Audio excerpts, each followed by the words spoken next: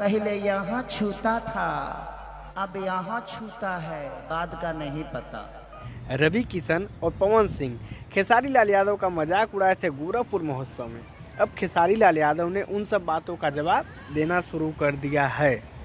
खेसारी लाल यादव जवाब ना दें ऐसा हो नहीं सकता। खेसारी लाल यादव इंतजार कर रहे थे, समय समय समय समय समय आया, उन्होंने जवाब दिया। यहाँ पे मैं सहमत हूँ खेसारी से, खेसारी की गलती नहीं है, उनको उकसाया गया है इस चीज़ के।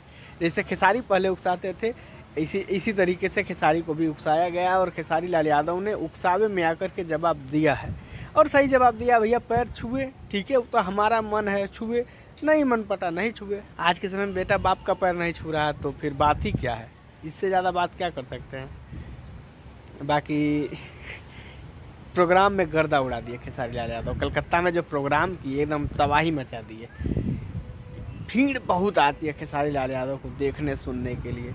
यही खेसारी लाल यादव की पॉपुलैरिटी की वजह है कि उनको भीड़, मतलब उनको जनता बहुत प्यार करती है, बहुत ज़्यादा। और जो भीड़ यहाँ पे आई थी ना प्रोग्राम में, कसम से बहुत बवंडर भीड़ आई थी।